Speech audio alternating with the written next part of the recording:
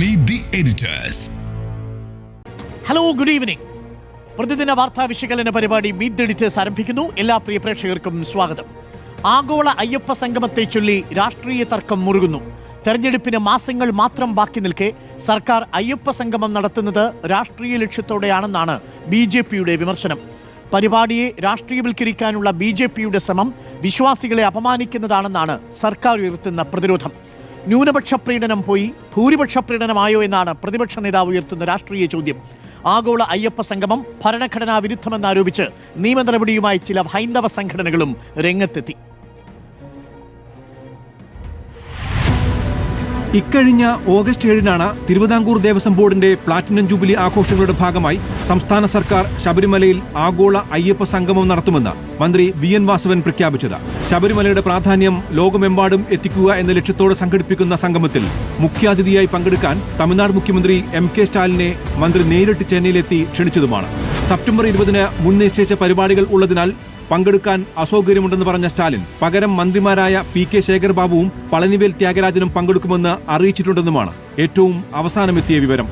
വിശ്വമാനവയുടെ സന്ദേശമാണ് ശബരിമലയിൽ. ആ വിശ്വമാനവയുടെ സന്ദേശം ഉയർത്തിപ്പിടിച്ചുകൊണ്ട് തന്നെ ആഗോള അയ്യപ്പ ഭക്തരെ ഒരു വേദിയിൽ കൊണ്ടുവരിക എന്നത് ആത്മീയ, സാംസ്കാരിക, സാമൂഹിക, ധാർമ്മിക സംഗമം എന്ന രൂപത്തിലേക്ക് അത് ഉയർത്തിക്കൊണ്ടുവരിക എന്നതാണ് ലക്ഷ്യം. സംഗമത്തിനെതിരെ ആദ്യം എതിർപ്പുമായി എത്തിയത് ഹിന്ദു ഐക്യവേദി സംസ്ഥാന പ്രസിഡന്റ് RV ബാബുവാണ്. പിന്നാലെ മുഖ്യരക്ഷാധികാരി KP ശശികലയും രംഗത്തിറങ്ങി. വിഷയം പ്രധാന അജണ്ടയായി ഏറ്റെടുത്ത BJP സംസ്ഥാന അധ്യക്ഷൻ രാജീവ് ചന്ദ്രശേഖർ പിണറായി വിജയൻ സർക്കാർ നടത്തുന്ന അയ്യപ്പ സംഗമം ജനങ്ങളെ വിഡ്ഢികളാക്കാനുള്ള രാഷ്ട്രീയ നാടകമാണെന്നും നാളിതുവരെ അയ്യപ്പ ഭക്തരെ അവഹേളിച്ച പിണറായി വിജയനും MK സ്റ്റാലിനും ഹിന്ദു വിശ്വാസത്തെ ദുരുപയോഗം ചെയ്യാൻ തീരുമാനിച്ചാൽ BJP പ്രവർത്തകർ തെരുവിലിറങ്ങുമെന്നും പ്രഖ്യാപിച്ചു. വിരട്ടലുമായി ഇങ്ങോട്ട് വരേണ്ടെന്നും രാജീവ് ചന്ദ്രശേഖറിന് കേരളത്തെപ്പറ്റി അറിയില്ലെന്നുമാണ് മുഖ്യമന്ത്രി ഇതിന് ഇന്നലെ നൽകിയ മറുപടി. അപ്പോൾ ഇതിനെ ഒരു രാഷ്ട്രീയമായി കാണേണ്ട ഒരു കാര്യമല്ല ഇത്. പിന്നെ വിരട്ടലും കൊണ്ടൊന്നും പുറപ്പെടണ്ട കേട്ടോ. അതുകൊണ്ടൊന്നും പരിപാടി നടക്കാതിരിക്കില്ല. രാജീവ് ചന്ദ്രശേഖറിന് കേരളത്തിൻ്റെ ഒരു ശരിയായ നില അറിയാത്ത ഒരാളാണ്. മുഖ്യമന്ത്രിക്ക് മറുപടിയുമായി രാജീവ് ചന്ദ്രശേഖർ ഇന്ന് വീണ്ടും എത്തി. 18 തവണ ശബരിമലയിൽ പോയ താൻ അഭിപ്രായം പറയുമ്പോൾ എനിക്ക് ഒന്നും അറിയില്ലെന്നാണ് ദൈവവിശ്വാസിയല്ലാത്ത CPIM മുഖ്യമന്ത്രി പറയുന്നതെന്ന് വിമർശിച്ച രാജീവ് ചന്ദ്രശേഖർ ആഗോള അയ്യപ്പ സംഗമം രാഷ്ട്രീയ പരിപാടി തന്നെയെന്ന് ഇന്നും ആണയിട്ടു. ഇത് രാഷ്ട്രീയമാണ്, ഇത് രാഷ്ട്രീയമായിട്ടാണ് ജനങ്ങൾ കാണുന്നത്. അയ്യപ്പ ഭക്തന്മാർ വരുന്ന സ്ഥലത്ത് ഹിന്ദുവിന്റെ എതിരെ ഹിന്ദു വൈറസ് ആണെന്ന് പറഞ്ഞ DMK സ്റ്റാലിനും അയ്യപ്പ ഭക്തന്മാരെ ദ്രോഹിച്ച CPM മുഖ്യമന്ത്രി അവിടെ പോവാൻ പാടില്ല. സർക്കാരും BJPയും നേരിട്ട് ഏറ്റുമുട്ടലിലേക്ക് കടന്ന അയ്യപ്പ സംഗമത്തോട് പ്രധാന പ്രതിപക്ഷമായ UDFനും വിയോജിപ്പാണ്. സംഘപരിവാറിനെ താലോലിക്കാനും ഭൂരിപക്ഷ വർഗീയതയെ വളർത്താനുമാണ് അയ്യപ്പന്റെ പേരിൽ സർക്കാർ പരിപാടി സംഘടിപ്പിക്കുന്നതെന്നാണ് വിഷയത്തിൽ പ്രതിപക്ഷ നേതാവ് VD സതീശൻ ഉന്നയിച്ച രാഷ്ട്രീയ വിമർശനം. ഇതുവരെ പറഞ്ഞത് ന്യൂനപക്ഷ പ്രീണനം എന്നാണ്, ഇപ്പൊ ഭൂരിപക്ഷ പ്രീണനം എന്നാണ് പറയുന്നത്. കറക്റ്റാണ്. അപ്പൊ സംഘപരിവാറിനെ താലോലിക്കാനും ഭൂരിപക്ഷ വർഗീയതയെ വളർത്തിയെടുക്കാനും വേണ്ടി അയ്യപ്പന്റെ പേരിൽ നടത്തുന്ന പരിപാടിയാണ്. ആഗോള അയ്യപ്പ സംഗമം വോട്ട് രാഷ്ട്രീയത്തിലെ പുതിയ പോർമുഖമോ?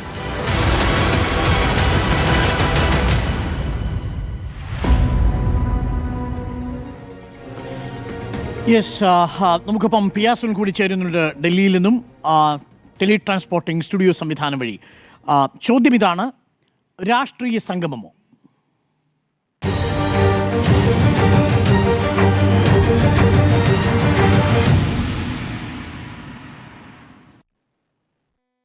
പിയാസുനിൽ ഡൽഹിയിൽ നിന്നുണ്ട്.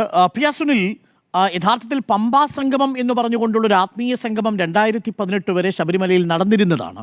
എന്നാൽ ഇപ്പോൾ ശബരിമലയുടെ മാസ്റ്റർ പ്ലാനുമായി ബന്ധപ്പെട്ട് ദേവസ്വം ബോർഡ് പ്ലാറ്റിനം ജൂബിലി ആഘോഷത്തിൻ്റെ ഭാഗമായിട്ട് ആഗോള അയ്യപ്പ സംഗമം നടത്തുന്നു എന്നതാണ്. അപ്പോൾ അതിനെയാണ് ഇപ്പോൾ വിമർശിച്ചുകൊണ്ട് UDFും BJPയും രംഗത്ത് വന്നിരിക്കുന്നത്. രാഷ്ട്രീയ സംഗമമാണെന്നാണ് പ്രതിപക്ഷത്തിൻ്റെ ആരോപണം. രാഷ്ട്രീയ സംഗമമാണോ?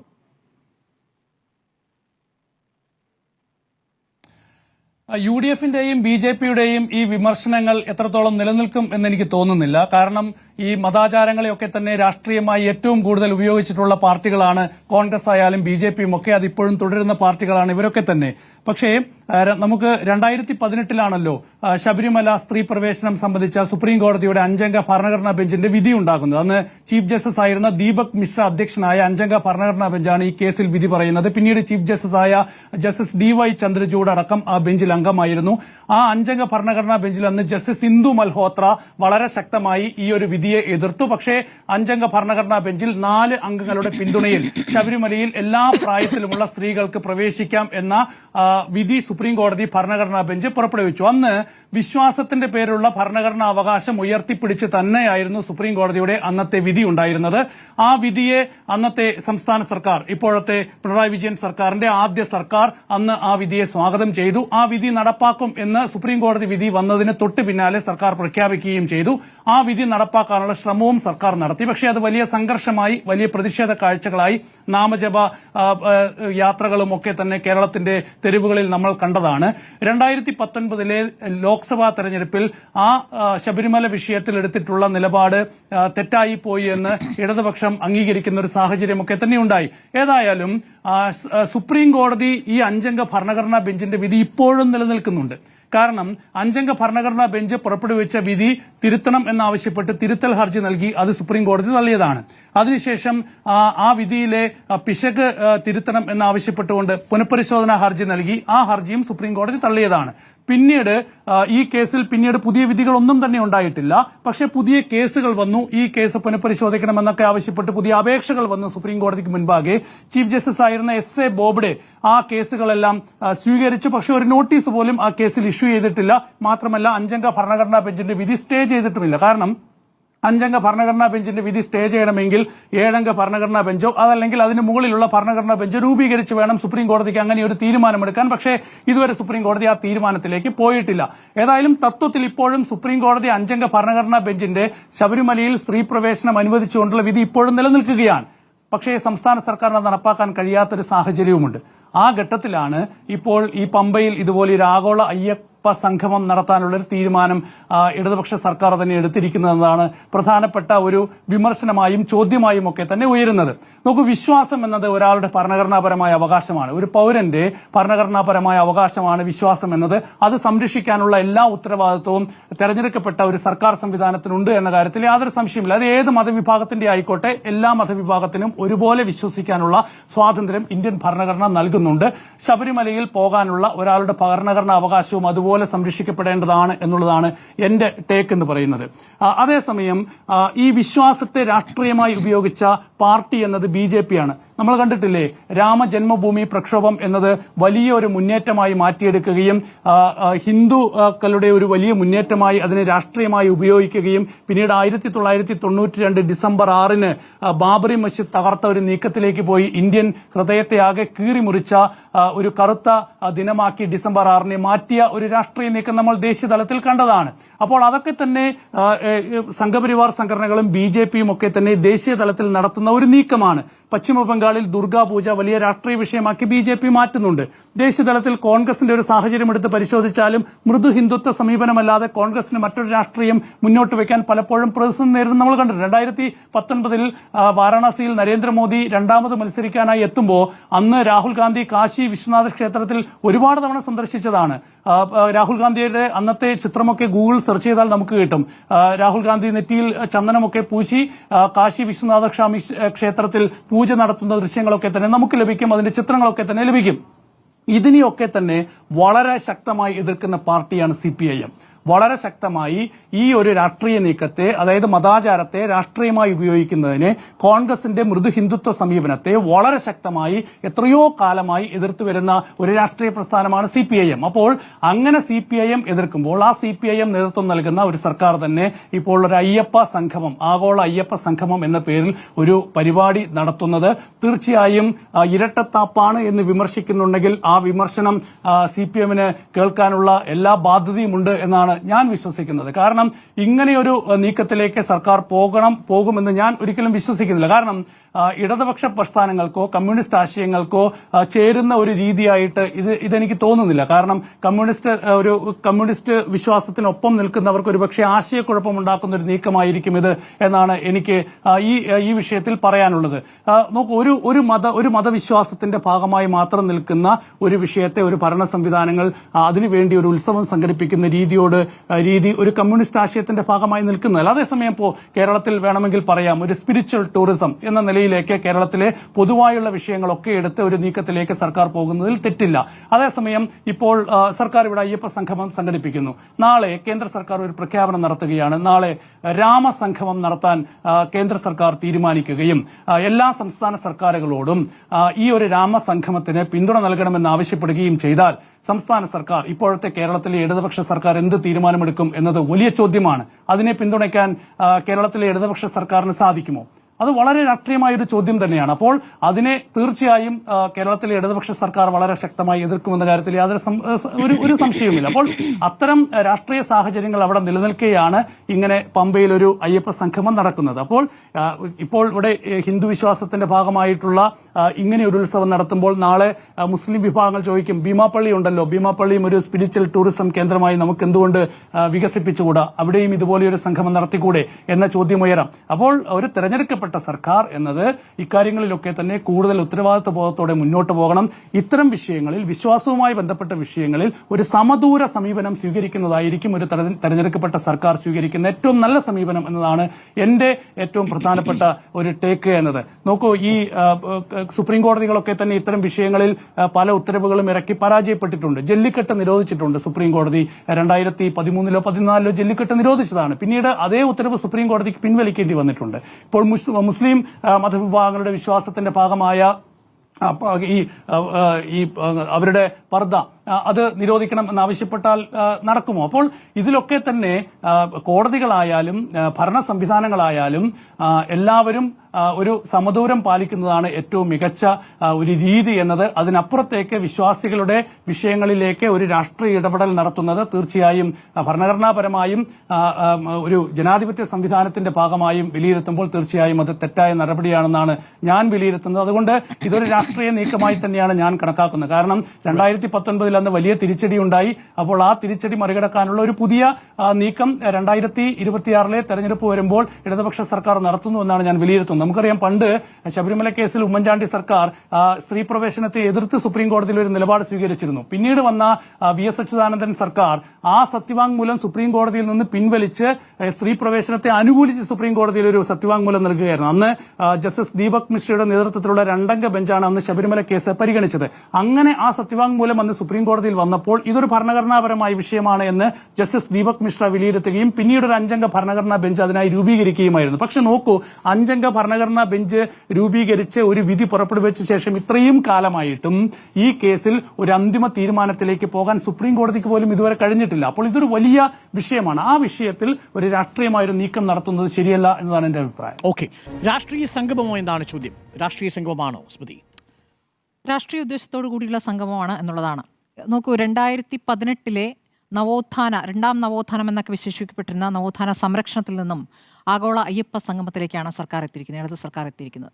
അപ്പോൾ ഈ 10 വർഷത്തിനിടയിൽ ആലോചിക്കാത്ത ഒരു കാര്യം, ഈ 10-ാം വർഷം തിരഞ്ഞെടുപ്പിന് മാസങ്ങൾ മാത്രം ശേഷിക്കുമ്പോൾ ആഗോള അയ്യപ്പ സംഗമം എന്ന രൂപത്തിൽ തന്നെ ആ പരിപാടിക്ക് പേരിടുന്നതിന് പിന്നിൽ കൃത്യമായ രാഷ്ട്രീയ ലക്ഷ്യമാണത്. ആ രാഷ്ട്രീയ ലക്ഷ്യം എന്നുള്ളത് നഷ്ടപ്പെട്ടു പോയ ഭൂരിപക്ഷ വോട്ട് തിരിച്ചു പിടിക്കുക എന്നുള്ളത് തന്നെയാണ്. ലോക്സഭാ തെരഞ്ഞെടുപ്പിന് മുൻപെടുത്തിരിക്കുന്ന രാഷ്ട്രീയമല്ല ലോക്സഭാ തെരഞ്ഞെടുപ്പിന് ശേഷം ഉണ്ടായിരുന്നത്. ലോക്സഭാ തെരഞ്ഞെടുപ്പിന് മുമ്പ് ഈ പറഞ്ഞ പുരോഗമന രാഷ്ട്രീയം കേരളത്തിൽ എല്ലാവരും അതിലേക്ക് എത്തിയിരിക്കുന്നു എന്നൊരു തെറ്റിദ്ധാരണ CPM-നുണ്ടായിരുന്നു, ഇടത് സർക്കാരിനും ഉണ്ടായിരുന്നു. അതുകൊണ്ട് വേഗത്തിൽ തന്നെ ആ കോടതി ഉത്തരവ് നടപ്പാക്കാനുള്ള ശ്രമങ്ങളിലേക്ക് പോയപ്പോൾ പലയിടത്തും അത് പാളിച്ചകൾ പറ്റി. ആ പാളിച്ചകൾ എന്നുള്ളത് ലോക്സഭാ തെരഞ്ഞെടുപ്പിന് ശേഷം ഓരോ വീടുകളിലും ചെന്ന് നേതാക്കൾ ഞങ്ങൾക്കൊരു പിഴവ് പറ്റിയതാണെന്ന രൂപത്തിൽ അത് വിശദീകരിക്കുന്നതിലേക്ക് എത്തിയ കാര്യമാണ്. അങ്ങനെ അതൊരു പരിഹരിക്കാനുള്ള ശ്രമങ്ങൾ ഒരു വശത്ത് നടക്കുന്നു. പിന്നീട് നടന്ന കാര്യം നമുക്കറിയാം. ലോക്സഭാ തെരഞ്ഞെടുപ്പിന് മുമ്പ് എങ്ങനെയാണ് ന്യൂനപക്ഷ സംരക്ഷകരാണ് ഞങ്ങളേ ഉള്ളൂ നിങ്ങളെ രക്ഷിക്കാൻ എന്ന രൂപത്തിൽ നടത്തിയ പ്രസംഗങ്ങൾ സമസ്തയിൽ തന്നെ ഒരു വിഭാഗത്തെ കൂടെ ചേർക്കാനും പൗരത്വ സമരത്തിലുമായി ബന്ധപ്പെട്ടൊക്കെ കേരളത്തിൽ ആദ്യം നിലപാടെടുത്ത് ഒരു വലിയ പ്രതിഷേധ സംഗമം സംഘടിപ്പിക്കാനും ഒക്കെ CPM-ന് കഴിഞ്ഞിട്ടുണ്ട്.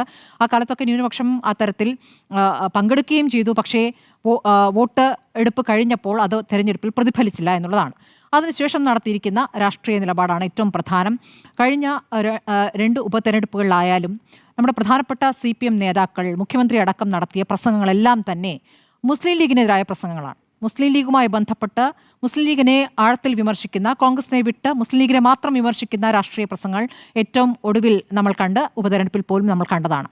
ഇപ്പോൾ കഴിഞ്ഞ കുറച്ച് മാസങ്ങളായി, 2 മാസം എടുത്താൽ മതി, CPM എടുക്കുന്ന സമരങ്ങളുടെ സ്വഭാവം അതും പ്രധാനമാണ്. കഴിഞ്ഞ ഒരു ദിവസമുണ്ടായ പ്രതിഷേധം, സമസ്തയുടെ വിദ്യാഭ്യാസ സ്ഥാപനത്തിനെതിരെ CPM ഒരു പ്രതിഷേധ പരിപാടി നടത്തി. ചെമ്മാട് ദാറുൽ ഹുദ യൂണിവേഴ്സിറ്റിയിലേക്ക് ഒരു പ്രതിഷേധ മാർച്ച് നടത്തി.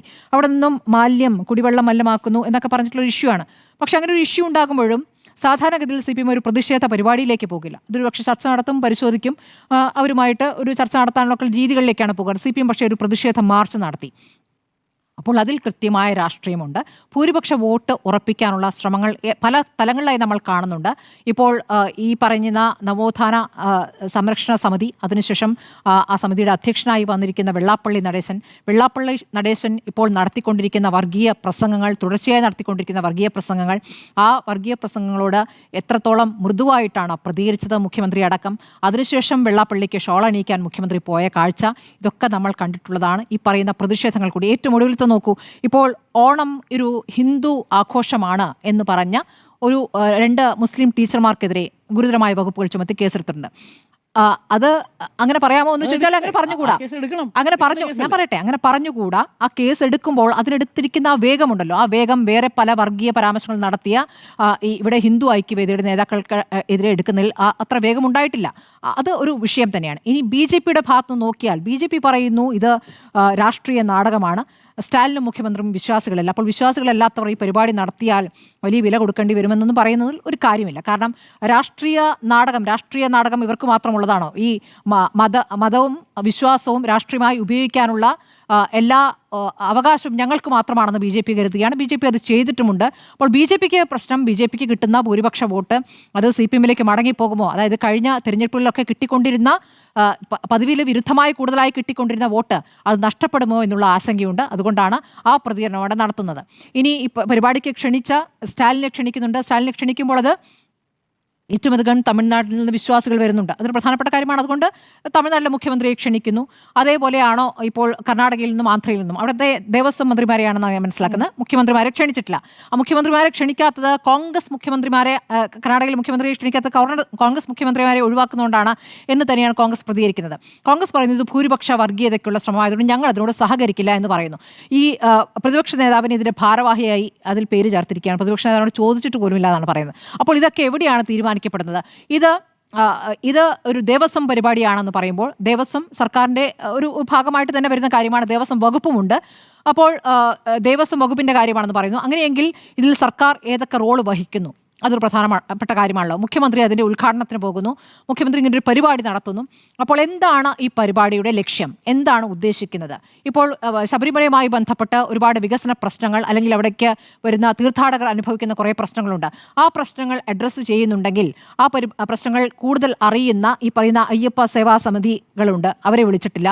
ക്ഷേത്രങ്ങളിലെ ഇതുമായി ബന്ധപ്പെട്ട് നിൽക്കുന്നവരുണ്ട്, അവരെ ക്ഷണിച്ചിട്ടില്ല എന്ന് പറയുന്നു.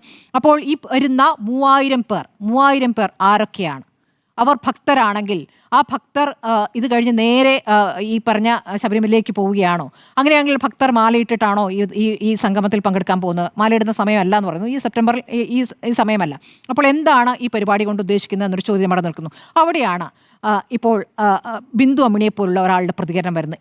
എനിക്കും പരിപാടിയിൽ പങ്കെടുക്കാൻ താല്പര്യമുണ്ട്. അത് ബിന്ദു അമ്മിണിക്ക് പരിപാടിയിൽ പങ്കെടുക്കാനുള്ള താല്പര്യം കൊണ്ടല്ല ബിന്ദു അമ്മിണി പറയുന്നത്. അതിൽ സർക്കാരിൻ്റെ നിലപാടറിയാനുള്ള ഒരു വ്യക്തത അറിയാനുള്ള ചോദ്യമായിട്ടാണ് അത് വരുന്നത്. മുഖ്യമന്ത്രിക്കാണ് അതിൽ കത്ത് നൽകിയിരിക്കുന്നത്. ബിന്ദു അമ്മണി അടക്കമുള്ള 2 സ്ത്രീകൾ ശബരിമലയിൽ കയറിയല്ലോ. ശബരിമലയിൽ കയറിയത് കോടതി ഉത്തരവിൻ്റെ അടിസ്ഥാനത്തിൽ സർക്കാർ തന്നെ അതൊരു വഴിയൊരുക്കിക്കൊണ്ട് അവർ ക്ഷേത്രത്തിൽ പോയി. അതൊരു വലിയ വിപ്ലവ പ്രവർത്തനമായി അല്ലെങ്കിൽ ഒരു വലിയ മാറ്റത്തിന് തുടക്കമായി പ്രതീക്ഷിച്ചു. പക്ഷേ അതല്ല സംഭവിച്ചത്. പിന്നെ എന്താണ് സംഭവിക്കുന്നത്? ബിന്ദു അമ്മണിയെ പോലെ ഒരു സ്ത്രീക്ക് കേരളത്തിൽ നിൽക്കാൻ പറ്റാതെ കേരളം വിട്ടു പോകേണ്ട അവസ്ഥയുണ്ടായി. അവർക്കെതിരെ എത്ര തരം ആക്രമണങ്ങളാണ് നടന്നത്. അവരുടെ കണ്ണിന് നേരേക്ക് ഇവിടെ കുരുമുളക് സ്പ്രേ അതടിച്ചു. ശ്രീകാന്ത് എന്ന സംഘപരിവാറുകാരനാണ് അതിൽ പിന്നിലെന്ന് പറഞ്ഞു. പരാതി നൽകി, കേസ് കൊടുത്തു. പക്ഷേ അറസ്റ്റ് ഉണ്ടായിട്ടില്ല. പിന്നീട് ഇവർക്ക് പോലീസ് സംരക്ഷണം, വനിതാ പോലീസിന് സംരക്ഷണം കൊടുക്കുന്നു. ആ വനിതാ പോലീസുകാരി തന്നെ ബിന്ദു അമ്മണിക്കെതിരെ പ്രതികരിക്കുന്നു. അപ്പോൾ കേരളം പൂർണ്ണമായും അവരെ ഒറ്റപ്പെടുത്തി. അവരൊരു ദളിത് പ്രവർത്തകയാണ് എന്നുള്ളത് കൂടിയാണ് ഈ ആക്രമണത്തിന് കാരണമെന്നും ഒറ്റപ്പെടുത്തലിന് കാരണമെന്നും അവർക്ക് തോന്നുകയാണ്. അവർക്ക് കേരളത്തിൽ നിൽക്കാൻ പറ്റാതെ, അതായത് സ്ത്രീകളുടെ സംരക്ഷകരാണ് എന്ന് സർക്കാർ അവകാശപ്പെടുമ്പോൾ സർക്കാർ നൽകിയ ഉറപ്പിൽ ക്ഷേത്രത്തിൽ പോയ ഒരു വനിതയ്ക്ക് കേരളത്തിൽ നിൽക്കാനാവാതെ കേരളം വിടുകയാണ്. അവിടെ ഡൽഹിയിലേക്ക് പോയി അവർ അവിടെ അഡ്വക്കേറ്റായി പ്രവർത്തിക്കുകയാണ്. അപ്പോൾ എന്താണ് ഈ ഒരു കാര്യം? ഇതിൽ സർക്കാർ ഒരു നിലപാട് വ്യക്തമാക്കണ്ടേ? ബിന്ദു അമ്മണിയെ ചേർത്ത് പിടിച്ചുകൊണ്ടൊരു പരിപാടികൾ നടത്താൻ CPM ശ്രമിച്ചു. ആദ്യഘട്ടത്തിലൊക്കെ DYFI പ്രവർത്തകർ സംരക്ഷകരായി ഉണ്ടായിരുന്നു എന്ന് പറയുന്നു. പിന്നീട് മുഖം നൽകാതെ, ചിരിക്കുക പോലും ചെയ്യാതെ മാറി നടക്കുകയാണെന്ന് പറയുന്നു. ഇതാണ് അവർക്കുണ്ടായ അവസ്ഥ. അപ്പോൾ ഇത് സർക്കാർ ആദ്യം എടുത്ത നിലപാട്. അപ്പോൾ സർക്കാർ പിന്നാക്കം പോവുകയാണോ ചെയ്തതെന്നൊരു ചോദ്യമുണ്ട്. അപ്പോൾ വോട്ടാണ് പ്രധാനം. ആ വോട്ട് നടത്തുന്നത് രാഷ്ട്രീയ പരിപാടിയാണ്. ഇനി രാഷ്ട്രീയ പരിപാടി CPM നടത്താമോ എന്ന് ചോദിച്ചാൽ അത് ചോദിക്കാൻ ഇപ്പോൾ BJP വരേണ്ടതില്ല. രാഷ്ട്രീയ പരിപാടി ആർക്കും നടത്താമെന്നുള്ള ഉത്തരം കൂടി അവിടെയുണ്ട്. അയ്യപ്പ സംഗമം ഒരു രാഷ്ട്രീയ സംഗമമാണോ എന്നാണ് ചോദ്യം. ജിമ്മി, ഒറ്റ വാക്കിൽ അതിന് ഉത്തരം പറയാൻ ബുദ്ധിമുട്ടാണ്. കുറച്ച് വിശദമായി തന്നെ പറയാം. എന്താണ് ഈ പരിപാടി? സെപ്റ്റംബർ 20 പമ്പ മണൽപ്പരപ്പിൽ ഒരു വലിയ ജർമ്മൻ ടെൻറ്റ് സ്ഥാപിച്ചുകൊണ്ട് 3000 പേർ പങ്കെടുക്കുന്ന പരിപാടി. അതിലാദ്യം മുഖ്യമന്ത്രിയുടെ ഒരു ഉദ്ഘാടന ചടങ്ങുണ്ട്. മുഖ്യമന്ത്രിയാണ് ഈ പരിപാടി ഉദ്ഘാടനം ചെയ്തത്. അതിനുശേഷം ആത്മീയ ഐക്യ സമ്മേളനം, സ്മാരക പ്രദർശനമുണ്ട്, അത് കഴിഞ്ഞ് ശബരിമല സന്ദർശനമുണ്ട്, ഏറ്റവും അവസാനം ആഗോള ഭക്തജന സംഗമം. ഇതെല്ലാം സർക്കാർ ശബരിമല നടത്താൻ ഉദ്ദേശിക്കുന്ന ശബരിമല മാസ്റ്റർ പ്ലാൻ്റെ ഭാഗമായി കൂടിയാണ്. 2050 ആകുമ്പോഴേക്കും ലോകമെങ്ങും അറിയപ്പെടുന്ന രീതിയിലുള്ള ഒരു വലിയ തീർത്ഥാടന കേന്ദ്രമാക്കി ശബരിമലയെ മാറ്റുക എന്നുള്ളതാണ് സംസ്ഥാന സർക്കാരിൻ്റെ പ്രഖ്യാപിത പരിപാടി.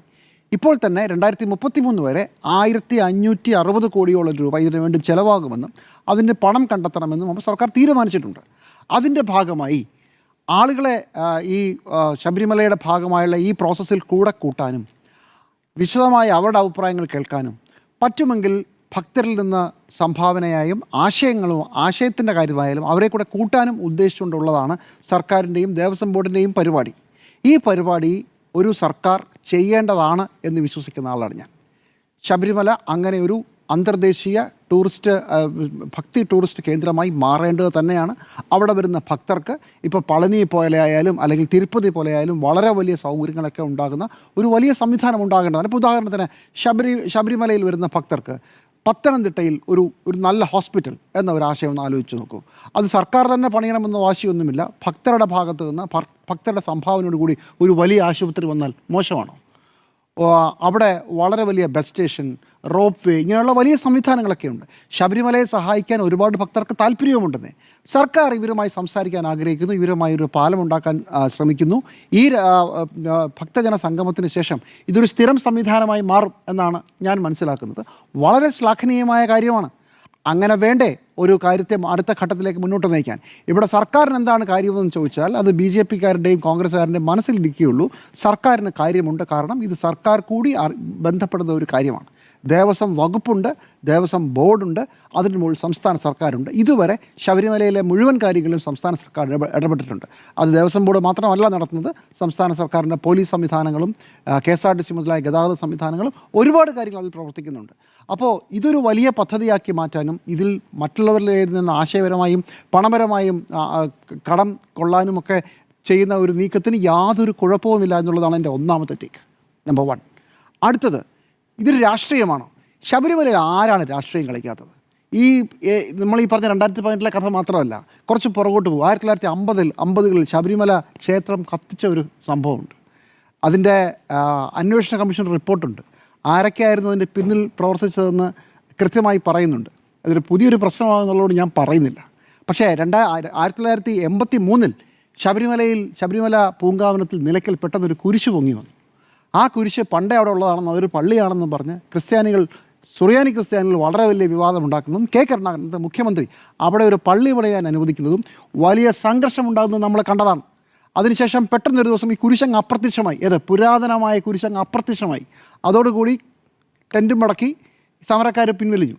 അല്ലെങ്കിൽ അതൊരു കേരളത്തിലെ ഒരു വളരെ ഗംഭീരമായ ഒരു വർഗീയ കലാപമായി ഒരു ഘട്ടം വരെ വന്നതാണ്, ശേഷം മാറിയതാണ്. ഇത്രയൊക്കെ നടന്നിട്ടുണ്ട്. ശബരിമലയെ പണ്ട് മുതലേ പല രീതിയിൽ രാഷ്ട്രീയമായും വർഗീയമായും ഉപയോഗിക്കാനുള്ള ശ്രമം നടന്നിട്ടുണ്ട്. അതിൻ്റെ ഭാഗമായി തന്നെയാണ് 2018 സുപ്രീം കോടതി വിധി വരും. നേരത്തെ സുനിൽ പറഞ്ഞതുപോലെ സുപ്രീം കോടതി വിധി വരുമ്പോൾ അന്ന് BJPയും കോൺഗ്രസും ഒരു വശത്തും CPM മറുവശത്തും ആയിരുന്നില്ല. ആദ്യത്തെ ദിവസം ഇതിനെ അനുകൂലിച്ചവരാണ് RSSൻ്റെ മുഖപത്രം ഓർമ്മയുണ്ടല്ലോ അന്ന് എങ്ങനെ ഇറങ്ങിയെന്ന്. കോൺഗ്രസ് എന്താ ചെയ്തത്? വേണോ വേണ്ടോ എന്ന് പറഞ്ഞ് ആലോചിച്ച് നിൽക്കുകയാണ്. അവസാനം NSS ഇതൊരു പ്രകടനമായി ഇറങ്ങുകയും ജനവികാരം അപ്പുറത്ത് മറിയുന്നത് കണ്ടപ്പോഴാണ് പെട്ടെന്ന് BJPക്കും RSSനും സംശയം മാറി കിട്ടിയത്, കോൺഗ്രസ്സുകാർ രംഗത്തിറങ്ങിയത്. അത് പിന്നെ ഒരു വളരെ വലിയ രാഷ്ട്രീയ യുദ്ധമായി മാറി. ഇപ്പുറത്തെ CPMൻ്റെ ഭാഗത്തു നിന്നോ CPM അടിയുറച്ച സ്ത്രീകൾ കയറേണ്ടതാണ്, കോടതിയിൽ നടപ്പിലാക്കുമെന്ന് മുഖ്യമന്ത്രി പിണറായി വിജയൻ പ്രഖ്യാപിക്കുന്നു. പക്ഷേ അവസാനം മുഖ്യമന്ത്രി പിണറായി വിജയനും പാർട്ടി സെക്രട്ടറി കോടിയേരി ബാലകൃഷ്ണനും മാത്രമായി ഒരു വശത്ത്, ദേവസ്വം മന്ത്രിയായിരുന്ന അന്നത്തെ കടകംപള്ളി സുരേന്ദ്രൻ പോലും ഈ ആശയത്തിൻ്റെ കൂടെ ഉണ്ടായിരുന്നില്ല. പിന്നെ നമുക്കറിയാവുന്ന പോലെ സ്ത്രീകൾ കയറുന്നു, ഇറങ്ങുന്നു, പോലീസിൻ്റെ ഭാഗത്തു നിന്ന് തന്നെ തടസ്സം, ഇതെല്ലാം ഉണ്ടാകുന്നു. ഏറ്റവും അവസാനം ഒരു കോടതി വിധി പോലും ഇല്ലാതെ പക്ഷേ വേറെന്തോ ഒരു സംഭവം ഉണ്ടായി എന്നൊരു പ്രതീതി ജനിപ്പിച്ച് CPM തന്നെ ആ വിഷയം അവസാനിപ്പിക്കുന്നു. 2019 രാഷ്ട്രീയ രാഷ്ട്രീയ തെരഞ്ഞെടുപ്പിൽ, പാർലമെൻറ്റ് തെരഞ്ഞെടുപ്പിൽ CPM അമ്പയെ പരാജയപ്പെടുന്നു. BJPക്കും ഗുണമൊന്നും ഉണ്ടായില്ല. ഇടയ്ക്ക് ഒരു മൃദു സമീപനം കളിച്ച കോൺഗ്രസ് മൊത്തം സീറ്റ് കൊണ്ട് പോവുകയും ചെയ്തു. ഇതാണ് നടന്നത്. അതിനുശേഷം CPM എന്താണ് ചെയ്തത്? LDF എന്താണ് ചെയ്തത്? മുന്നോക്ക ജാതിക്കാരുടെ വീടുകൾ കയറി ഇറങ്ങി. കോടിയേരി ബാലകൃഷ്ണൻ CPM സംസ്ഥാന സെക്രട്ടറി വീടുകൾ കയറി ഇറങ്ങി പാർട്ടിക്ക് തെറ്റുപറ്റിപ്പോയി എന്ന മട്ടിൽ ചില കാര്യങ്ങൾ സംസാരിച്ചൊക്കെ നമുക്ക് ഓർമ്മയുണ്ട്. അന്നത്തെ വാർത്തകളുണ്ടായിരുന്നു. തിരുവനന്തപുരത്ത് ഒരു വീട്ടിൽ കോടിയേരി ബാലകൃഷ്ണൻ സന്ദർശിക്കുമ്പോൾ നമ്മളൊക്കെ വാർത്തയുടെ ഭാഗമായി പോയിരുന്നു. അപ്പോൾ പാർട്ടിക്ക് ആളുകൾക്ക് ചില സങ്കടങ്ങളൊക്കെ ഉണ്ട്. അപ്പോൾ കോടിയേരി മറുപടി പാർട്ടി പരിശോധിക്കും എന്നാണ്. അതിനുശേഷം 2024 തെരഞ്ഞെടുപ്പിൽ BJP കുറച്ചുകൂടെ മുന്നോട്ട് വരുന്നു. CPMൻ്റെ അവസ്ഥ പഴയതുപോലെ തന്നെയായിരുന്നു. കോൺഗ്രസ് പ്രധാനപ്പെട്ട സീറ്റുകളെല്ലാം പഴയപോലെ കൊണ്ടുപോയി. ഇത്രയും രാഷ്ട്രീയം കേരളത്തിൽ നടന്നിട്ടുണ്ട്. അതിനുശേഷം അടുത്തൊരു സംസ്ഥാന തിരഞ്ഞെടുപ്പ് വരുമ്പോൾ ഇങ്ങനെ ഒരു അയ്യപ്പ സംഗമം നടത്തുന്നതിനകത്ത് ഒരു രാഷ്ട്രീയമുണ്ട്, അതിന് സംശയമൊന്നുമില്ല. പക്ഷേ ശബരിമലയിൽ രാഷ്ട്രീയം കളിക്കാത്തത് ആരാ? ശബരിമലയിൽ എല്ലാവരും രാഷ്ട്രീയം കളിച്ചിട്ടുണ്ട്. ചിലരുടെ രാഷ്ട്രീയ കളികൾ പാളിയിട്ടുണ്ട്. അത് കോൺഗ്രസിൻ്റെ BJPയുടെ പാളിയിട്ടുണ്ട്. കോൺഗ്രസിൻ്റെ ഒരു നേർരേഖയായി അങ്ങോട്ടും ഇങ്ങോട്ടും നിൽക്കാതെയുള്ള ബാലൻസിങ്ങിൽ കോൺഗ്രസ് ജയിച്ചിട്ടുണ്ട്. CPMൻ്റെ രാഷ്ട്രീയം പാളിയിട്ടുണ്ട്. അവിടെ വരെയൊക്കെ കാര്യങ്ങൾ നടന്നിട്ടുണ്ട്. അതുകൊണ്ട് സർക്കാർ ഒരു ജനാധിപത്യ സർക്കാർ അടുത്ത ഇലക്ഷനിലേക്ക് പോകുമ്പോൾ രാഷ്ട്രീയം കളിക്കേണ്ട സമയത്തൊക്കെ കളിക്കും. തീർച്ചയായിട്ടും കർണാടകത്തിലെയും ആന്ധ്രയിലുമൊക്കെ മുഖ്യമന്ത്രിമാരെ വിളിക്കാത്തത് ഒരുപക്ഷെ ഇതുകൊണ്ട് തന്നെ ആയിരിക്കും. MK സ്റ്റാലിനെ വിളിക്കുന്നതിനകത്തും ഒരു കൃത്യമായ രാഷ്ട്രീയമുണ്ട്. പക്ഷേ ഇതുകൊണ്ട് ജനങ്ങൾക്ക് എന്താ ഗുണം? ശബരിമല എന്ന് പറയുന്ന തീർത്ഥാടന കേന്ദ്രം വളരെ വലിയ ഒരു പദ്ധതിയായി മാറുകയും വളരെ വലിയ സൗകര്യങ്ങൾ വരികയും ചെയ്യും. തൽക്കാലം രാഷ്ട്രീയ പാർട്ടികളിൽ നിന്ന് ഇത്രയേ നമ്മൾ പ്രതീക്ഷിക്കാൻ പാടുള്ളൂ. പക്ഷേ ഒരു കാര്യം കൂടി, CPMൻ്റെ ഒരു പ്രശ്നം, CPM ഈ സാധനം എടുത്ത് വെളിയിലിടുമ്പോൾ ശബരിമലയിലെ സ്ത്രീ പ്രവേശത്തിൽ എങ്ങനെയാണോ CPMന് കൈ പൊള്ളിയത് അതുപോലെ വീണ്ടും പൊള്ളാതിരിക്കാൻ CPM ശ്രദ്ധിക്കണം. 2-3 പ്രശ്നങ്ങൾ ഇതിനകത്തുണ്ടേ.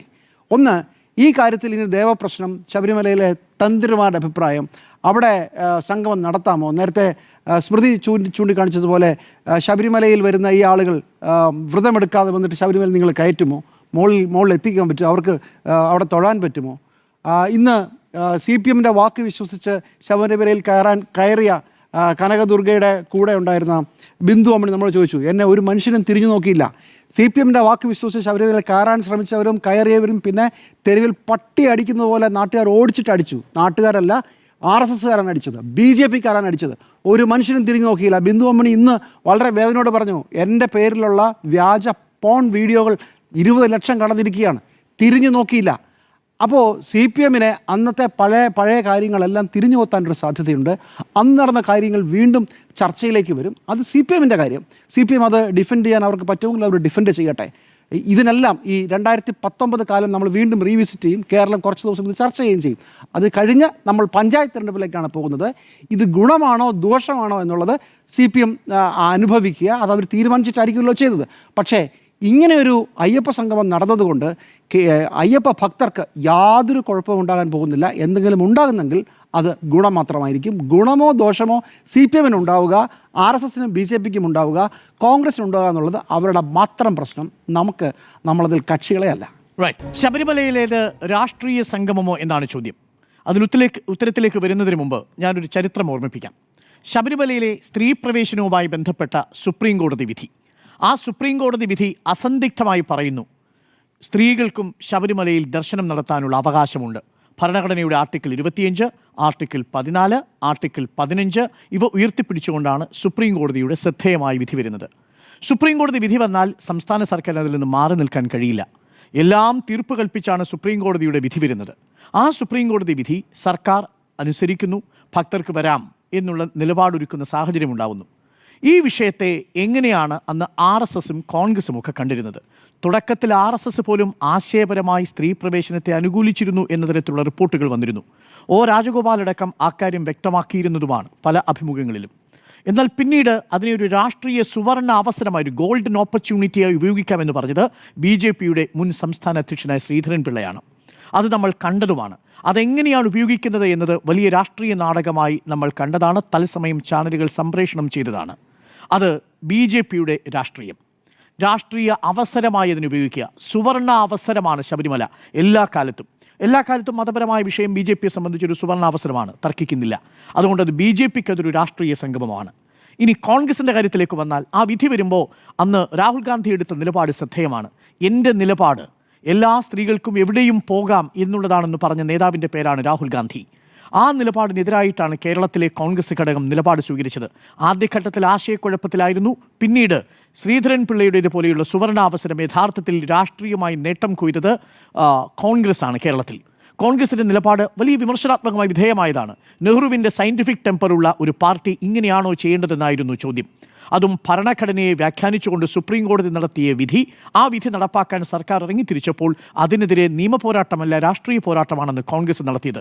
അതിൻ്റെ തനിയാവർത്തനമാണ് ഇപ്പോൾ നടക്കാൻ പോകുന്നത്. ഇതിൻ്റെ പൊള്ളത്തരം ഞാൻ 2 വാദങ്ങളിലൂടെ വ്യക്തമാക്കാം. ഒന്ന്, യഥാർത്ഥത്തിൽ ഇത് പുതുമയാർന്നൊരു സംഭവമാണോ? പേരിൽ മാത്രമേ പുതുമയുള്ളൂ എന്നാണ് ഞാൻ വിശ്വസിക്കുന്നത്. ഇതിൻ്റെ പ്രോട്ടോടൈപ്പ് ഇതിനു മുമ്പും അവിടെ ഉണ്ടായിരുന്നു. പ്രേക്ഷകർ ഓർമ്മിക്കുന്നുണ്ടോ പമ്പാ സംഗമം ശബരിമലയിൽ നടന്നത്? പമ്പയുടെ തീരത്ത് നടന്ന പമ്പാ സംഗമം 2018 ഏറ്റവും ഒടുവിൽ നടക്കുന്നത്. പമ്പാ സംഗമം നടക്കുന്ന സമയത്ത് കോൺഗ്രസിന് പ്രതിഷേധം ഉണ്ടായിരുന്നില്ലല്ലോ, BJPക്ക് പ്രതിഷേധം ഉണ്ടായിരുന്നില്ലല്ലോ. 2018 പമ്പാ സംഗമത്തിൻ്റെ സമാപന പരിപാടി ഉദ്ഘാടനം ചെയ്ത് സംസാരിച്ചത് അന്ന് തമിഴ്നാട് മുഖ്യമന്ത്രിയായിരുന്ന പനീർ ശെൽവമായിരുന്നു. അന്ന് BJP പ്രതിരോധിക്കാൻ കണ്ടില്ലല്ലോ. അന്ന് കേരളത്തിലെ ഭൂരിപക്ഷ വർഗീയതയുടെ വോട്ട് ബാങ്കാണെന്ന് പറഞ്ഞ് കോൺഗ്രസിനെയും പ്രതിരോധിക്കാൻ കണ്ടില്ലല്ലോ. എന്തായിരുന്നു പമ്പാ സംഗമത്തിൻ്റെ ഉദ്ദേശം? ശബരിമലയുടെ പശ്ചാത്തല വികസനത്തിനും ആത്മീയമായിട്ടുള്ള ഒരു സംവാദത്തിനുമുള്ള ഒരു വേദിയായി ഇതിനെ മാറ്റുക എന്നുള്ളതായിരുന്നു പമ്പാ സംഗമം കൊണ്ട് ഉദ്ദേശിച്ചത്. 6 സംസ്ഥാനങ്ങളിലെ മന്ത്രിമാർ പങ്കെടുത്തു അന്ന് പമ്പാ സംഗമത്തിൽ. പമ്പാ സംഗമത്തിൽ ആരെയും എതിർക്കാതിരുന്ന, പമ്പാ സംഗമത്തെ എതിർക്കാതിരുന്ന ആളുകൾ ആഗോള അയ്യപ്പ സംഗമത്തെ എതിർക്കാൻ വരുന്നതിന് പിന്നിൽ തികച്ചും വ്യക്തമായ രാഷ്ട്രീയ ലക്ഷ്യമുണ്ട് എന്നുള്ളതാണ്. ഇനി എന്താണ് ഈ ആഗോള അയ്യപ്പ സംഗമം എന്നതുകൊണ്ട് ഉദ്ദേശിക്കുന്നത്? ഞാൻ ഈ ആഗോള അയ്യപ്പ സംഗമം ദേവസ്വം ബോർഡാണ് നടത്തുന്നതെങ്കിൽ ഞാനിതിനെ പൂർണ്ണമായിട്ടും അനുകൂലിക്കുന്നയാളാണ്. എന്തുകൊണ്ടാണ്? പോയിന്റ് നമ്പർ 1, ആഗോള അയ്യപ്പ സംഗമം കൊണ്ട് ഉദ്ദേശിക്കുന്നത് ശബരിമലയുടെ ഒരു മാസ്റ്റർ പ്ലാൻ 2030 കൂടി നടപ്പിലാക്കുക. അതിൻ്റെ ഭാഗമായിട്ട് തിരുവനന്തപുരം എഞ്ചിനീയറിംഗ് കോളേജിനെ ഒരു കൺസൾട്ടൻസി ഏൽപ്പിച്ചു.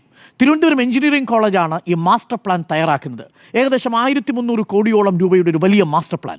പ്രേക്ഷകർക്കറിയാമോ, ഇതിനകം 146 കോടി രൂപ കിഫ്ബിയിൽ നിന്ന് അനുവദിച്ചിട്ടുണ്ട് ശബരിമലയിലെ വിവിധ വികസന പ്രവർത്തനങ്ങൾക്കും പശ്ചാത്തല വികസന പ്രവർത്തനങ്ങൾക്കുമായിട്ട്. ഇടത്താവളങ്ങളുണ്ട്. അത് എരുമേലി, പമ്പ, കഴക്കൂട്ടം, ചെങ്ങന്നൂർ, നിലയ്ക്കൽ. ഇതിനകം തന്നെ പമ്പയിലും നിലയ്ക്കലും എരുമേലിയിലുമുള്ള ഇടത്താവളങ്ങളുടെ പണി ഏകദേശം പൂർത്തിയാക്കിയിട്ടുണ്ട്. അത് കിഫ്ബി ഫണ്ടിൽ നിന്നാണ് ഉപയോഗിക്കുന്നത്. ഒരു വലിയ കള്ളപ്രചരണം കേരളത്തിലെ സംഘപരിവാർ അടച്ചുവിട്ടിരുന്നില്ലേ? കേരളത്തിലെ ദേവസ്വം ബോർഡിൻ്റെ പണം സർക്കാർ എടുക്കുന്നുവെന്നും സർക്കാർ ദേവസ്വം ബോർഡിന് 5 പൈസ പോലും കൊടുക്കുന്നില്ലെന്നുള്ള വലിയ വർഗീയ വിഷലിപ്തമായ പ്രചരണം നടത്തിയില്ലേ? പ്രിയപ്പെട്ട പ്രേക്ഷകരെ, വസ്തുത എന്താണെന്നറിയാമോ? കേരള സർക്കാർ ദേവസ്വം ബോർഡിൽ നിന്ന് ഒരു കാലത്തും, അത് UDF ഭരിക്കുമ്പോഴാവട്ടെ LDF ഭരിക്കുമ്പോഴാവട്ടെ, 1 രൂപ പോലും, ഒരണാ പൈസ പോലും കേരള സർക്കാർ ദേവസ്വം ബോർഡിൽ നിന്ന് എടുത്തിട്ടില്ലെന്ന് മാത്രമല്ല, കേരള സർക്കാരിൻ്റെ ഖജനാവിൽ നിന്ന് ദേവസ്വം ബോർഡിന് പണം കൊടുത്തിട്ടുണ്ട് എന്നുള്ളതാണ്. ഞാനൊരു കണക്ക് പറയാം പ്രേക്ഷകരോട്. ഈ കോവിഡ് കാലത്ത് അന്ന് ശമ്പളം കൊടുക്കാൻ ദേവസ്വം ബോർഡ് ബുദ്ധിമുട്ടിയിരുന്നൊരു കാലമുണ്ടായിരുന്നു. കാര്യം ക്ഷേത്രങ്ങളിൽ വരുമാനം നിലച്ചു. ആ സമയത്ത് ദേവസ്വം ബോർഡിൽ നിന്ന് 608 കോടി രൂപയാണ് ദേവസ്വം ബോർഡിന് കേരള സർക്കാർ കൊടുത്തത്. 608 രൂപ ദേവസ്വം ബോർഡിൽ നിന്ന് സർക്കാർ എടുക്കുകയല്ല, സർക്കാരിൽ നിന്ന് 608 കോടി രൂപ ദേവസ്വം ബോർഡിന് കൊടുത്തു. ഇന്നും മലബാർ ദേവസ്വം ബോർഡ് പ്രവർത്തിക്കുന്നത് സർക്കാർ ഗ്രാൻറ്റിലാണ്. ഇതാണ് വസ്തുത എന്നിരിക്കെ തികച്ചും ഒരു കള്ളത്തരം പ്രചരിപ്പിച്ചുകൊണ്ട് വിഷലിപ്തമായ വർഗീയ പ്രചരണം നടത്തുകയായിരുന്നു അന്ന് സംഘപരിവാർ ചെയ്തത്. അത് അവരുടെ രാഷ്ട്രീയമാണ്. അപ്പോൾ എൻ്റെ ചോദ്യം ഇതാണ്, പമ്പാ സംഗമത്തെ എതിർക്കാത്ത, ശബരിമലയുടെ മാസ്റ്റർ പ്ലാനിനു വേണ്ടിയിട്ടുള്ള ഒരു ഭക്തസംഗമം സംഘടിപ്പിക്കുമ്പോൾ അതിൽ ആർക്കാണ് ഇത്ര വൈഷമ്യം? എന്തിനാണ് ഇത്ര വൈഷമ്യം? ആ പ്രോജക്റ്റ് വന്നാൽ എന്താണ് സംഭവിക്കാൻ പോകുന്നത്? ഞാൻ മനസ്സിലാക്കുന്നത് അത് 3 ഘട്ടമായിട്ടുള്ളൊരു പരിപാടിയാണ് ശബരിമലയുടെ മാസ്റ്റർ പ്ലാൻ എന്നാണ്. അതിൽ ആദ്യഘട്ടത്തിലുള്ള പശ്ചാത്തല വികസനത്തിനു വേണ്ടി ഇനിയും കണ്ടെത്തണം പൈസ. 723 കോടി രൂപയാണ് ശബരിമലയുടെ തന്നെ വികസനത്തിനു വേണ്ടിയിട്ട് ഈ ആഗോള അയ്യപ്പ സംഗമം വഴിയും അല്ലാതെയും ഈ മാസ്റ്റർ പ്ലാനിൻ്റെ ഭാഗമായി സർക്കാർ കണ്ടെത്തേണ്ടത്. സർക്കാരിന് പരിമിതികളുണ്ട്. നിങ്ങൾക്കറിയാം, ഭൂരിപക്ഷ സമുദായത്തിൻ്റെ ഒരു ക്ഷേത്രത്തിന് വേണ്ടി ഇത്രയും തുക സർക്കാർ കൊടുക്കുക എന്ന് പറഞ്ഞാൽ വലിയ വർഗീയമായിട്ടുള്ള ഒരു വിഷയമായി തീരും. അതിന് നിശ്ചയമായും സ്പോൺസർഷിപ്പുകൾ വേണം. അപ്പോൾ ഒന്ന്, ശബരിമലയിലെ വികസനത്തിന് വേണ്ടിയിട്ടുള്ള 723 കോടി രൂപ, ബാക്കി 1300 കോടിയുടെ ബാക്കി വരുന്നത് യാത്രാക്ലേശം പരിഹരിക്കുന്നതിന്, ശബരിമലയിൽ വരാൻ പോകുന്ന റെയിൽവേ സ്റ്റേഷൻ, ശബരിമലയിൽ വരാൻ പോകുന്ന വിമാനത്താവളം, ശബരിമലയിലെ താമസ സൗകര്യങ്ങൾ, അതേപോലെ തന്നെ ശബരിമലയിലേക്കുള്ള മലകയറ്റം കുറച്ചുകൂടി സുഗമമാക്കുന്നതിനുള്ള, കുറച്ചുകൂടി ആരോഗ്യപരമായിട്ടുള്ള ഒരു സന്തോഷകരമായിട്ടുള്ള ഭക്തദർശനം സാധ്യമാക്കുന്നതിനുള്ള പദ്ധതികൾ, ഇതിനു വേണ്ടുന്നൊരു മാസ്റ്റർ പ്ലാനാണ്. ശബരിമലയിലെ ഭക്തർക്ക് ബുദ്ധിമുട്ടുകളൊന്നുമില്ലാതെ ദർശനം നടത്തി തിരിച്ചു വരുന്നൊരു സാഹചര്യം ഒരുക്കുന്നതിനെ എതിർക്കുന്നവരാണ് യഥാർത്ഥത്തിൽ ഇത് രാഷ്ട്രീയ താല്പര്യം ഉണ്ടാക്കുന്നത് എന്നാണ് ഞാൻ മനസ്സിലാക്കുന്നത്. അവർക്ക് താല്പര്യം ഭക്തജനങ്ങൾക്ക് സ്വസ്ഥമായിട്ട് പോയി തൊഴുതു വരികയോ ഭക്തരുടെ ദർശനമോ ഒന്നുമല്ല. ഇതിനു പിന്നിൽ രാഷ്ട്രീയമായ ലക്ഷ്യം ആരോപിക്കുന്നവരുടെ ഉദ്ദേശം എന്ന് പറയുന്നത് അത് സർക്കാരിൻ്റെ മുകളിലേക്ക് ഒരു വർഗീയ ചാപ്പ അടിച്ചു കൊടുക്കുക എന്നത് മാത്രമാണെന്നാണ് ഞാൻ മനസ്സിലാക്കുന്നത്. അത് വാസ്തവം അറിയാതെയുള്ള നീക്കമാണെന്നാണ് എൻ്റെ വാദം. നാലാമത്തെ എൻ്റെ പ്രധാനപ്പെട്ട വാദം, ഇതിപ്പോൾ പുതുതായിട്ട് പ്രഖ്യാപിച്ചതാണോ? അല്ല. ദേവസ്വം ബോർഡിൻ്റെ പ്ലാറ്റിനം ജൂബിലി ആഘോഷങ്ങളുടെ ഭാഗമായിട്ട് അന്നത്തെ മിനിറ്റ്സ് ചെയ്തിരുന്നതാണ്. ശബരിമലയിൽ പ്ലാറ്റിനം ജൂബിലി ആഘോഷങ്ങളുടെ ഭാഗമായി ഒരു ആഗോള അയ്യപ്പ സംഗമം സംഘടിപ്പിക്കും, വിശാലമായ പമ്പാ സംഗമം സംഘടിപ്പിക്കും എന്ന് പറഞ്ഞിരുന്നതാണ്. അത് പുതുതായൊരു കാര്യമല്ല. ഇപ്പോൾ അതിനെ രാഷ്ട്രീയവൽക്കരിക്കുന്നതും വിവാദമാക്കുന്നതിനും പിന്നിൽ അന്ന് നേരത്തെ സൂചിപ്പിച്ച സുവർണാവസരം കാത്തിരിക്കുന്ന രാഷ്ട്രീയ കക്ഷികളാണ്. അത് BJP ആണ്. അതിന് ഒരു പരിധിവരെ കോൺഗ്രസും അതിനെ ചൂട്ടുപിടിക്കുന്നു എന്നുള്ളതാണ് എൻ്റെ നാലാമത്തെ വാദം. ഇനി ഒരു കാര്യം കൂടി ഞാൻ പറയാം, ഇതിവിടെ കൊണ്ട് അവസാനിക്കുന്നില്ല. പശ്ചാത്തല വികസനം മാത്രമല്ല, ഇതിൽ എന്നെ ഏറെ ആകർഷിച്ചൊരു ഘടകം എന്ന് പറയുന്നത് ഇതിൻ്റെ ആശയപരമായിട്ടുള്ള പ്രചരണത്തിനു കൂടി ഉദ്ദേശിച്ചുകൊണ്ടുള്ള ഒന്നാണ്. ശബരിമല ക്ഷേത്രം മറ്റെല്ലാ ക്ഷേത്രങ്ങളിൽ നിന്നും വ്യത്യസ്തമായി നിൽക്കുന്നത് അതിൽ ഒരു മതസൗഹാർദ്ദത്തിൻ്റെ എലമെൻ്റ് ഉണ്ട്. നമ്മളിതിനെ റിലീജിയസ് സിൻക്രേറ്റിസം എന്ന് പറയും. അതൊരു പുതിയ ആശയമാണ്. എന്ന് പറഞ്ഞാൽ സൂഫി ഭക്തി പ്രസ്ഥാനം എന്നൊക്കെ നമ്മൾ പറയുന്നത് പോലെ നിങ്ങൾക്ക് വ്യത്യസ്ത മതവിഭാഗങ്ങളിൽപ്പെട്ടവർക്ക് ഒരുമിച്ച് കൂടാനും, ഇപ്പോൾ ശബരിമലയിലെ എരുമേലിയിലെ പേട്ടതുള്ളൽ പോലെ, വാവരെ കണ്ട് മടങ്ങുന്നത് പോലെ, അയ്യനെ കണ്ട് ആ ദർശനം ആകണമെങ്കിൽ വാവര് നടയിൽ കൂടി പോയിട്ട് വേണം തിരികെ വരാൻ എന്നുള്ളതാണ്. വാവരും അയ്യപ്പനും ഇരിക്കുന്ന റിലീജിയസ് സിൻക്രൈറ്റിസത്തിൻ്റെ ഒരു പ്രതീകമാണ് ശബരിമല. അതിനെ ആ അർത്ഥത്തിൽ ആശയപരമായി ലോകത്തിന് മുന്നിൽ അവതരിപ്പിക്കേണ്ടതുണ്ട്. ലോകത്തിലെ മഹത്തരമായ ആശയങ്ങളിലൊന്ന് നമ്മുടെ നാട്ടിൽ പിറന്നതാണ് എന്നത് നമ്മൾ പറയുകയാണ് ഏറ്റവും പ്രധാനപ്പെട്ട കാര്യം. തത്വമസി എന്ന് പറയുന്നൊരു ആശയമുണ്ടല്ലോ, ഛാന്ദോഗ്യോപനിഷത്തിലെ ആ ആശയത്തെ ലോകത്തിന് മുന്നിൽ അവതരിപ്പിക്കണം. എന്താ തത്വമസി എന്ന് പറയുന്നത്? ഞാൻ അവസാനിപ്പിക്കാം ഒരൊറ്റ മിനിറ്റ് കൊണ്ട്. ആ തത്വമസി എന്ന ആശയം വന്ന ഒരു കഥ പറയുന്നുണ്ട് ഛാന്ദോഗ്യോപനിഷത്തിൽ. എന്താ കഥ പറയുന്നതെന്ന് അറിയാമോ? ഈ വളരെ വലിയ അഹംഭാവമുള്ള, എല്ലാം താൻ നേടി എന്ന് അഹങ്കരിച്ചിരുന്ന ശ്വേതകേശു എന്ന് പറയുന്ന ഒരു രാജകുമാരനോട് അദ്ദേഹത്തിൻ്റെ അച്ഛൻ അരുണി മഹർഷി, അതായത് അരുണി മഹർഷിയുടെ മകനായ ശ്വേതകേശുവിനോട് അരുണി മഹർഷി ചോദിക്കുന്നുണ്ട്, നിന്റെ 12 വർഷത്തെ ഗുരുകുലം കഴിഞ്ഞതിനു ശേഷം നീ എന്തെല്ലാം പഠിച്ചു എന്ന് ചോദിക്കുന്നുണ്ട്. അപ്പോൾ പറയും, വേദങ്ങളും വേദാംഗങ്ങളും ലോകജ്ഞാനവും ലോകശാസ്ത്രങ്ങളും എല്ലാം ഞാൻ പഠിച്ചു എന്നാണ് ശ്വേതകേശു എന്ന അരുണി മഹർഷിയുടെ മകൻ പറയുന്നത്. അപ്പോൾ അരുണി മഹർഷി ചോദിക്കുന്നുണ്ട്, നീ ശരിക്കും ലോകജ്ഞാനം ഒക്കെ നേടിയിട്ടാണോ വരുന്നത്? അപ്പോൾ പറയുന്നുണ്ട്, ഞാൻ എല്ലാം പഠിച്ചു വച്ചാ എന്ന് മഹർഷിയുടെ മുന്നിലേക്ക് ശ്വേതകേശു പറയുന്നുണ്ട്. ആ ശ്വേതകേശുവിനോട് അരുണി മഹർഷി ഉപദേശിച്ചു കൊടുക്കുന്നതാണ്. അരുണി മഹർഷിക്ക് മനസ്സിലായി, ഇവൻ ഒന്നും തന്നെ പഠിച്ചിട്ടില്ല, തന്നെ പഠിച്ചിട്ടില്ല, തന്നെക്കുറിച്ചോ ഈ ആത്മീയമായിട്ടുള്ള വിഷയങ്ങളെക്കുറിച്ചോ ലോകത്തിൻ്റെ ജ്ഞാന വ്യവസ്ഥയെക്കുറിച്ചോ അവനൊരു ബോധ്യമില്ലെന്ന് മനസ്സിലാവുകയും അങ്ങനെയാണ് തത്വമസി എന്നൊരാശയം ജനിക്കുന്നതെന്നാണ് കഥ. ലോകത്തിന് മുന്നിൽ ഏറ്റവും മനോഹരമായ ആശയമല്ലേ? നിങ്ങളൊന്ന് നോക്കൂ, ആരാണോ ദൈവത്തെ കാണാൻ പോകുന്നത് അയാൾ തന്നെ ദൈവമായി തീരുന്ന അവസ്ഥയുണ്ടല്ലോ. ആ അവസ്ഥയേക്കാൾ വലിയൊരു ആശയമുണ്ടോ? ലോകത്ത് ഇത്രയും വലിയ മഹത്തായ ഒരു ആശയം ശബരിമലയ്ക്കല്ലാതെ മറ്റെന്തിനാണ് സമ്മാനിക്കാൻ കഴിയുക എന്നതാണ് പ്രധാനപ്പെട്ട ചോദ്യം. ഈ ആശയത്തെ ലോകത്തിന് മുന്നിൽ കൊണ്ടുവരിക എന്നുള്ളത് ലോകത്തിൻ്റെ രാഷ്ട്രീയ ധർമ്മമാണെന്ന് വിശ്വസിക്കുന്ന ആളാണ് ഞാൻ. അപ്പോൾ റിലീജിയസ് സിൻക്രിറ്റിസത്തിൻ്റെ ആശയം ഒരു ഭാഗത്ത് നിൽക്കുന്നു, മറ്റൊന്ന് നിങ്ങൾ തേടി വരുന്നതാരോ അയാൾ അത് നീ തന്നെയാണ് എന്ന് അവിടെ അവിടെ നിന്ന് പറയുകയാണ്, ശബരിമലയിലേക്ക് കയറിപ്പോകുന്നയാൾ തിരിച്ചു മടങ്ങുമ്പോൾ അയ്യപ്പനായിട്ടാണ് മടങ്ങുന്നത് എന്നുള്ളതാണ്. അവിടെ പോകുന്നത് ഭക്തനായിട്ടായിരിക്കും, മടക്കം അയ്യനെ പോലെ വേണം എന്നുള്ളതാണ്. ആ ദൈവത്തിൻ്റെ എല്ലാവിധമായിട്ടുള്ള വിശാലതയും നിങ്ങളുടെ മനസ്സിൽ ഉണ്ടാവണം എന്നുള്ളതാണല്ലോ ആ ആശയത്തിൻ്റെ അടിസ്ഥാനം എന്ന് പറയുന്നത്. ആ മനോഹരമായ ആശയത്തെ പ്രചരിപ്പിക്കുന്നതിനുള്ളൊരു അവസരമായി കൂടിയാണ് നമ്മളതിനെ കാണേണ്ടത്. ആ അർത്ഥത്തിൽ ഈ ആഗോള അയ്യപ്പ സംഗമം എന്നുള്ളത് ലോകത്തിൻ്റെ എല്ലാ കോണുകളിലുള്ള മനുഷ്യർക്ക് ദാ ഇവിടെ ഇങ്ങനെയൊരു ക്ഷേത്രമുണ്ടെന്നും അവിടെ പരസ്പരം വേർതിരിക്കാതെ എല്ലാ മനുഷ്യരുടെയും ആത്മീയമായിട്ടുള്ള തിരിച്ചറിവുണ്ടാവുന്നു. എങ്ങനെയാണോ ഗുരു കണ്ണാടി പ്രതിഷ്ഠിച്ചത്, കണ്ണാടിയിൽ നോക്കുന്നയാൾ ദൈവം നിങ്ങൾ തന്നെയാണ്. തത്വമസിയുടെ മറ്റൊരു പൊരുള് നിങ്ങൾക്ക് നാരായണ ഗുരുവിൻ്റെ കണ്ണാടി പ്രതിഷ്ഠയിൽ കാണാം. അത്രയും തെളിമയുള്ള ഒരു ആശയമാണ് തത്വമസി എന്നുള്ളത്. അത് നീയാകുന്നു എന്ന ആശയം, ആ ആശയത്തിനുള്ള വലിയ പ്രചരണത്തിൻ്റെ ഒരു വേദി കൂടിയായിട്ടാണ് ഞാനത് മനസ്സിലാക്കുന്നത്. അതുകൊണ്ട് ഈ ആഗോള അയ്യപ്പ സംഗമത്തെ ആശയപരമായോ അതിൻ്റെ പിന്നിലെ രാഷ്ട്രീയ താല്പര്യങ്ങളെയോ എതിർക്കേണ്ടതില്ല എന്നുള്ളതാണ് എൻ്റെ ഒരു ടേക്ക്. കാരണം അത് സംഘടിപ്പിക്കുന്നത് ദേവസ്വം ബോർഡാണ്. അതിനുള്ള പണം സർക്കാരിൻ്റെ ഖജനാവിൽ നിന്ന് 1 രൂപ പോലും ചിലവാവില്ലെന്നും അത് പൂർണ്ണമായും സ്പോൺസർഷിപ്പിലൂടെ ആകും എന്നുമാണ് ഞാനും മനസ്സിലാക്കുന്നത്. അതുകൊണ്ട് ആഗോള അയ്യപ്പ സംഗമം ഒരു രാഷ്ട്രീയ സംഗമമല്ല എന്നാണ് എൻ്റെ ടേക്ക്. 3 പേരുടെയും അഭിപ്രായം ആഗോള സംഗമം രാഷ്ട്രീയ സംഗമമാണ് എന്നാണ്. നോ എന്നൊരാൾ.